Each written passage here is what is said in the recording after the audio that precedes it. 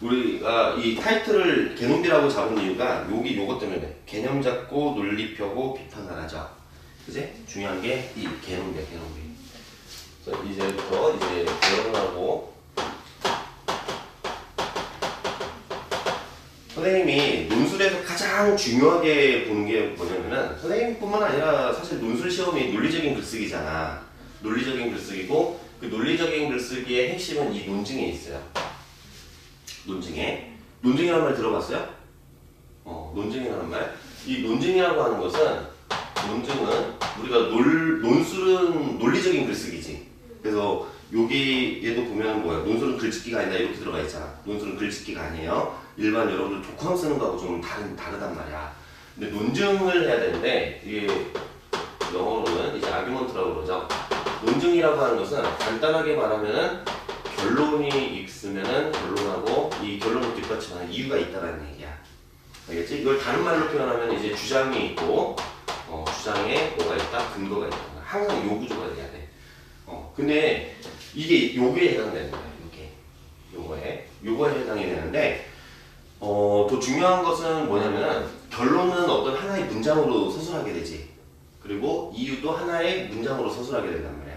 근데 문장이라고 하는 것은 단어하고 단어가 만나서 이제 조합이 돼서 문장이 완결된 의미를 담는 문장으로 나타난단 말이야. 근데 중요한 것은 뭐냐면 거기에서 키워드들을 이용해서 이걸 만들거든. 제시문을 읽고 키워드들인데 그 키워드들이 어떤 단어란 말이야. 그 단어가 갖고 있는 이 개념을 여러분이 명확하게 사용을 해야 돼.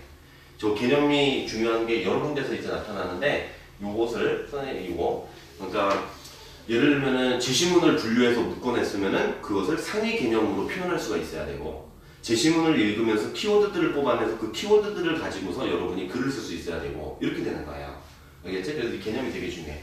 비판은 여러분들 견해를 쓸 때 평가를 한다거나 아니면은 이제 여러분들이 뭐 대안을 제시한다거나 할 때 이럴 때 이제 비판이 많이 작동하죠. 물론 이제 평가에서가 가장 많이 작동해요. 평가라고 하는 것은 좋다, 나쁘다. 쉽게 말하면은 이것을 판단하는 게 평가인데 예를 들어서 이 입장을 비판하시오 또는 이 입장을 평가하시오 이런 것들이 있단 말이야. 아니면 입장을 평가할 때도 있고 행위를 평가할 때도 여러 가지 평가가 있는데 그 평가에 대해서 여러분들이 이제 견해를 전개해야 된다. 근데 물론 여기서도 비판하는 논리가 따로 있어. 그건 이제 우리가 나중에 10장 가서 또 배울 거예요. 순서대로 배우는데, 근데 요 세 가지가 논술을 여러분이 공부하는 데 있어서 핵심이라고 생각하면 돼요. 뭐라고 줄여서? 개론비. 알지? 까먹지 말고. 논술에서 가장 중요한 건 뭐다? 선생님이 제일 강조하는 거? 논증이다. 그래서 요걸로 챕터는 11개인데 우리가 이걸 10주에 끝낼 수 있으면 일단 선생님이 제일 좋을 것 같아. 생각할 때는 10주가 제일 좋을 것 같아. 자, 우리 한번 같이 한번 보자. 어디를 보냐면 22쪽을 한번 보세요. 자, 22쪽을 보면은 여기 박스에 들어있는 글을 한번 봅시다. 박스에 있는 글.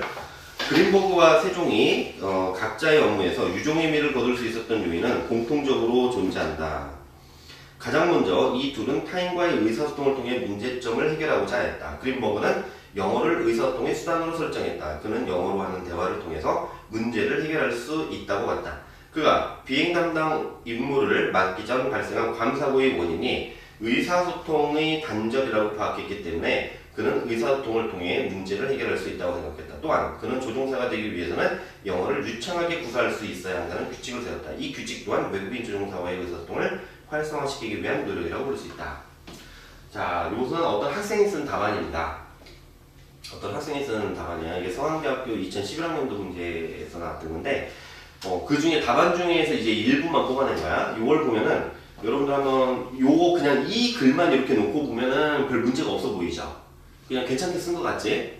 괜찮게 쓴 것 같은데 실제로 요것이 잘 쓴 글이 아니에요. 그리고 이렇게 쓰면 안 돼. 이렇게 쓰면 안 돼.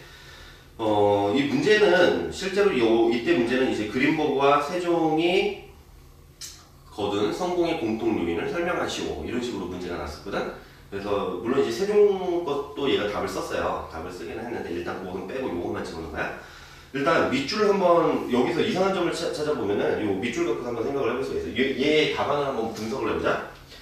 자, 유종의 미를 거둘 수 있었던 요인은 공통적으로 존재한다. 그리고 그 요인이 뭐냐면 의사소통 문제를 해결하려고 했다. 이렇게 되겠지. 요게 두 번째 문장이야. 의사소통 문제를 문제점을 해결하고자 했다. 그린버그는 그래서 문제를 해결하려고 그린버그는 뭘 했다? 영어 사용을 이제 요구를 한 거죠. 영어로 의사소통 수단을 설정했다. 그는 영어로 하는 대화를 통해서 문제를 해결할 수 있다고 봤다. 한 네 번째 문장 봐봐. 자, 그린버그가 세종은 의사소통을 통해서 문제를 해결하려고 했다. 그린버그는 영어를 사용하기 위해서 문제점을 해결하려고 했다. 그 다음 문장, 그는 영어로 하는 대화를 통해서 문제를 해결할 수 있다고 했다. 어때요? 중복됐죠? 요 앞에 나온 문장을 두 개를 그냥 합쳐서 한 문장 그냥 또 쓴 거에 지나지 않아. 네 번째 문장이 전혀 도움이 안 되는 문장인 거죠. 자, 그가 비행 담당 임무를 맡기 전 발생한 괌사고의 원인이 의사소통의 단절이 좀 더 구체화시킨 것 같죠? 그지? 괌사고가 있었고 괌사고의 원인이 의사소통 단절 이렇게 된 거지. 그래서 이 의사소통의 단절이라고 봤기 때문에 영어를 사용해서 의사소통을 해결하려고 했다. 이런 거야. 해결할 수 있다고 생각했다. 또한 그는 조종사가 되기 위해서는 영어를 유창하게 구사할 수 있어야 하는 규칙을 세웠다. 이 규칙 또한 외국인 조종사의 의사소통을 활성화시키기 위한 노력이다. 자, 의사소통을 통해서 문제를 해결하는데 첫 번째 영어를 사용하는 거. 영어를 사용하면 의사소통이 단절이 되지 않고 원활하게 이루어진다. 이런 거지. 그리고 두 번째. 그러니까 영어를 사용하면 의사소통이 원활하게 된다. 이게 하나가 있고 이제 외국인 조종사와 이제 대화가 또 가능하다. 이렇게 얘기를 하는 거죠. 그치? 근데 이렇게 쓰면 안 돼요. 이게 일단은 얘는 지심을 잘못 읽었어. 왜냐면은 문제에서 보면 실제로 지심을 읽어보면은 이 내용은 별로 중요한 내용이 아니야. 이게 아니야. 여기에서 볼 때, 자, 이 답안을 생각할 때 의사소통 문제를 해결했다라고 하는 접근은 맞거든? 근데 의사소통이 왜 단절됐을까? 전혀 없죠. 지시문에는 있어, 근데. 지시문에는 있어. 의사소통이 단절된 게 뭐 때문에 그러냐면은 위기질서 때문에 이게 단절됐어. 위기질서 때문에. 조종사 간에 예를 들어서 그 기장이 있고 부기장이 있고 그 다음에 또 누구더라? 기관사가 있고 이렇게 해서 이제 그 위기질서가 있어서 그 지위가 낮은 사람이 지위가 높은 사람한테 요구를 못하는 거야. 잘못하고 있는데도 불구하고. 그런데 제시문을 보니까 위기질서는 왜 생기냐면은 그 제시문에서 보면은 한국어 때문에 생기는 거야. 한국어의 뭐 때문에? 위계질서가 있는 상황에서 의사소통이 잘 안 되는 이유는 경어체이기 때문에. 한국어의 경어체계. 높임말을 쓰잖아. 그치? 높임말을 쓰는데 우리가 높임말을 쓸 때 내가 낮은 지위에 있다라고 생각하는 사람이 나보다 높은 지위에 있는 사람한테 우리가 뭔가 비판을 한다거나 뭔가 제안을 하는 것이 쉽지가 않은 거지. 이런 것들 제시문에 다 있거든? 근데 이런 것들 지금 다 날려버린 거야. 답안에서. 얘 하나도 안 썼어요. 근데 얘 답안에서 보면은 이런 거예요. 그러니까 영어를 사용하면 의사소통 단절이 해결된다고 그랬단 말이야. 우리는 궁금해. 이거 딱 읽어서 궁금한 점 없어요? 영어를 사용하면 왜 의사소통이 원활해질까? 의사소통의 단절을 왜 그것이 어떻게 하기 때문에 영어가 어떤 특징 때문에 그것을 해결해 준다고 얘기를 하는 걸까? 없죠. 그게 없는 거예요. 사실은 그것이 제시문에 다 있었단 말이야. 이해되니? 요게 빠지는 거야. 이게 이유가. 의사소통을 뭘로? 영어 사용을 통해서 의사소통의 단절 문제를 해결했다. 이게 결론이거든? 그러면은 왜? 영어가 왜 그걸 해결하는데? 그게 있어야 돼. 그게 사실 제시문에 다 있었는데 이거 다 날려버리는 거예요. 이렇게 되면 어떻게? 자기는 글을 써놓고 우리 그냥 읽으면 그냥 매끄럽게 읽히는 듯이 느껴요. 아무 생각 없이 읽으면. 그런데 실제로 제시문하고 비교해서 읽을 때는 절대 그렇게 안 나온다는 거야. 예. 이해돼요? 그래서 이 의사소통의 문제라고 이렇게 되어 있는데 사실 여기서 이제 선생님이 이 예시답안을 준 게 요걸 예시답안이 아니라 학생 답안을 한번 적은 게 여러분들이 실제로 이제 주의를 해갖고 해야 되는 것이 논술에서는 항상 이게 제일 중요하다. 결론이 있고 이유가 있다라는 거야. 알겠지? 그래서 여러분들이 제시문을 요약하시오라고 하든 비교하시오라고 하든 평가하시오라고 하든 설명하시오라고 하든 뭐가 있냐면 항상 결론 문장을 주제 문장으로 하나 만들어놔야 돼요. 그리고 이것을 뒷받침하는 이유 문장들을 구성을 해야 돼. 이걸 만들 때는 무엇을 갖고 만드냐면은 여기서 나왔던 이 키워드들을 갖고 만나요. 이제 이것들을 여러분들이 이제 연습하게 될 겁니다. 두 번째에서 보면은 그 23쪽에 이제 논술은 어떤 식으로 평가되는가 그랬죠? 거기서 보면은 요것만 그냥 잠깐 훑어보세요.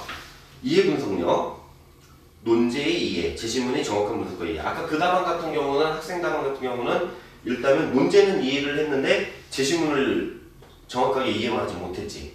그치? 그러면 이제 감점 당하는 거예요. 논리력 및 구성력. 제시문을 정확하게 분석하고 이해를 못했으니까 그 논리를 구성하는 데서도 이제 문제가 생기는 거야. 여기서 또 강점이에요. 창의력, 심층적 및 다각적 사고, 비판적 사고. 이거는 아까 공통유형 같은 경우를 뭔가 또 다른 차원의 어떤 개념을 통해서 묶어낸다거나 아니면 숨어있는 전제를 찾는다거나 다양한 관점에서 또 본다거나 이렇게 하면 점수를 더 받을 수 있는 거지. 표현력, 문장력을 보는 거야. 자연스러운 한국어 문장을 구사하고 있느냐. 여러분들이 하도 영어를 많이 보기 때문에 영어 공부를 많이 하기 때문에 영어의 번역투 문장이 많이 나와. 그거 조심해야 됩니다.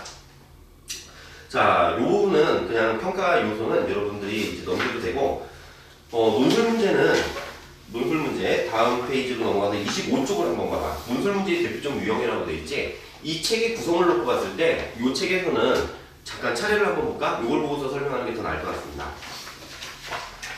차례를 보면은 첫 번째 챕터에서 첫 번째 파트 1의 기초 다지기, 파트 2의 유형별 기법 쌓기가 있죠.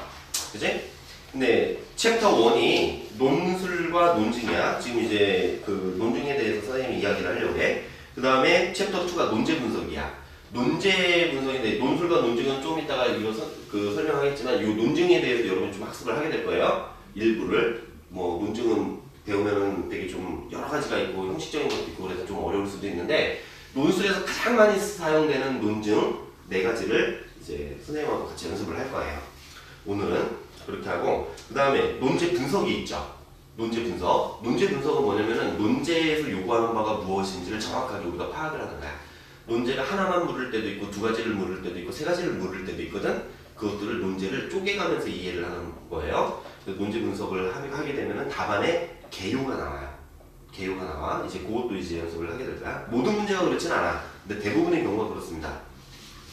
챕터 3에서는 개념화와 개념의 이분법이지. 이게 스킬인데 우리가 어떤 상위 개념으로 표현할 수 있어야 된다라고 하는 거. 아까 제시문에서는 구체적인 사례를 줬지만 우리는 그것을 하나의 개념으로 표현할 수 있어. 예를 들면은 이런 거지.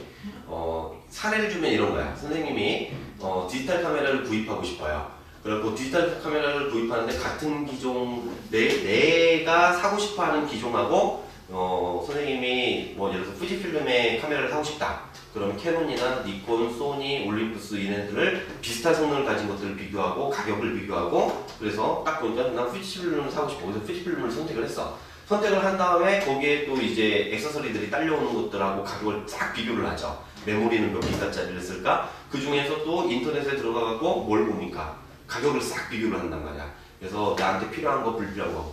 그지? 이렇게 해서 선생님이 어떤 기종을 선택해서 샀다고 해봐. 그러면 이런 것을 뭐라고 부르냐? 어떤 개념을 이용해서 설명하냐, 우리는? 경제학에서 말하는 합리적 선택이라는 표현을 써.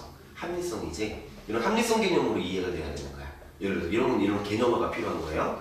그리고 제시문을 읽을 때 제시문이 되게 보면은 설명을 하는 데 있어서 내가 A에 대해서 제시문이 말하고 있잖아? 그러면은 A를 여러분들에게 이해시키고 납득시키기 위해서 A하고 대비가 되는 not A 또는 B 이런 것들을 같이 비교, 대조시켜가면서 막 설명하는 글들이 많아. 여러분들 논술 문제뿐만 아니라 영어 제시문 그 수능 공부하다 보면 그런 거 많죠? 예를 들어서 그 지방 갖고 얘기하면 사람들은 보통 지방이 비만이 그 지방이 비만을 일으킨다라고 주장을 한다. 비만이 어쩌고 저쩌고 이렇게 됐는데 예를 들어서 고지방 식단을 먹는 사람들이 이럴 때 이렇게 주장을 한다. 그러나 이렇게 나오는 거지. 영어 제시문 보면 however 그지? 이렇게 해놓고서 뭐가 나와요? 그러나 최근에 어떤 누구누구의 연구에 따르면 어떻다? 지방이 아니라 오히려 탄수화물이 비만의 적이다. 예를 들어서 이런 식으로 나온단 말이야. 그지? 그럼 거기에서는 뭐가 대입이 되는 거야? 지방하고 탄수화물이 대비가 되는 거죠. 그지? 비만의 원인에 있어서. 이런 식의 대비시켜 가면서 이제 설명을 해내는 거죠. 그게 이제 그래서 대비시키면서 이해를 해라. 이분법으로 나눠서 이해를 하라라고 하는 것이 이 개념의 이분법이야. 근데 한제시문을 이해할 때도 그런데 논술에서는 논술에서 빠지지 않는 유형이 비교 유형이거든. 비교 유형은 비교하라고 하는 형태의 문제는 대비가 되기 때문에 비교하는 경우가 많아요. 그지? 그러니까 대비가 되기 때문에 한제시문을 이해할 때도 그렇게 이분법적으로 이해를 하지만 제시문 전체를 놓고 제시문 가나다라를 놓고 이해할 때도 이분법을 이용해서 이해를 하는 것이 좋아. 알겠지? 예, 그런 스킬을 좀 이제 연습을 하는 거예요. 그리고 파트 2로 넘어가면은 여기가 이제 논술 문제 유형이야. 논술 문제 유형. 우리가 챕터 3까지 끝나고 나서는 이 유형별을 이제 학습을 하게 될 겁니다. 이 유형별 학습에서는 챕터 4에 보면은 이제 요약의 기법이 있지. 챕터 5는 요약의 기법 2라고 돼 있고, 여기는 보통 이제 요약형 문제. 요약형 문제.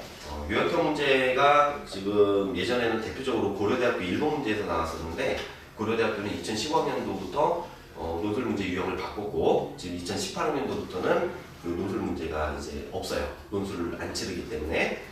근데 얘네가 아주 좀 긴 글을 주고서 요약하는 형태가 나는데, 다른 학교들에서도 그래도 여전히 많이 나오고, 요약형 문제가 없다 하더라도 제시문을 요약할 수 있는 능력은 우리가 다른 유형의 단어를 쓰는 데 있어서도 결정적으로 작용하기 때문에 요약은 잘해야 돼요. 자, 그 다음에 이제 챕터 6으로 넘어가면 자료분석의 기법이라고 했죠. 자료분석이라고 하는 것이 보통 통계자료가 많이 나와요. 통계자료가 대부분은 통계자료고 간혹 가다가 그림자료가 나오기도 해요. 여기서는 통계자료에 대해서 강의를 합니다. 그래서 통계자료를 통해서 통계자료를 놓고 분석하시오라는 문제를 주기도 하지만 이 다음에 자료를 바탕으로 제시문을 비판하시오, 평가하시오 또는 제시문을 바탕으로 이 통계자료를 설명하시오라고 하는 이렇게 복합형 형태로 문제가 나옵니다. 그 다음에 7번은 설명과 해석의 기법. 설명형하고 해석형. 이거 여러분들이 배우지 않고 그냥 쓰면 어떻게 하는지 알아? 제시문 그냥 요약해버립니다. 두 제시문 요약해놓고 나 설명했다고 그래요. 절대 그렇지 않아요. 이 설명의 논리, 해석의 논리에 따라서 이걸 해줘야 돼. 그다음에 비교의 기법 1, 2가 있는데 이 비교형이야. 비교형. 대부분의 대학들에서 이 비교형 문제를 빼지 않고 내고 있습니다. 그러니까 여러분들 이거 특히 연습을 많이 해야 되고 연세대학교 같은 경우는 이 비교형 문제, 1번 문제에 계속 거의 빠지지 않고 나오는 문제이기 때문에 훈련을 좀 많이 해야 돼. 연세대 유형으로. 자, 10번이 비판적 평가의 방법이라고 했는데 기법이라고 했는데 여기서는 평가형. 평가형. 아까 말했던 좋다, 나쁘다 뭐 이런 거 평가하는 거. 물론 유형은 훨씬 더 많아. 그 평가의 세부 유형들이 그걸 볼 거고 11번은 문제 해결의 기법. 문제 해결의 기법은 이제 문제 해결형, 대안 제시형이라고도 얘기할 수 있는데 여러분들이 제시문에 나타난 문제를 해결하는 방법을 제시하시오. 이렇게 이제 논술 문제를 내는 경우. 그래서 논술 문제는 대충 이렇게 요약형, 설명형, 비판적 평가형, 그리고 뭐 비교형, 그리고 대안 제시형이나 뭐 문제 해결형 이런 식의 5가지 형태가 있고 자료 분석형은 여기에 끼어 들어가는 문제인 경우가 많아요. 알겠지? 그래서 그 유형들을 이제 하나씩 분석적으로 보게 될 거고 요것들을 보고 난 다음에는 이제 기출문제로 들어가서 연습을 하면 됩니다. 자, 이해돼요? 자, 이제 한번 봅시다. 여기까지가 이제 논술 이제 선생님이 논증이 중요하다라고 한 것을 그냥 한번 예시를 통해서 봤고 또 한 번은 논술 문제 유형에 대해서 봤고 그리고 앞에 파트 1과 관련된 논술 문제를 푸는 데 사용되는 이제 기술에 대해서, 기법에 대해서, 스킬에 대해서 잠깐 이야기를 했어요. 이제 잠깐만 있다가 이제 논증적 독해부터 이제 시작을 해봅시다.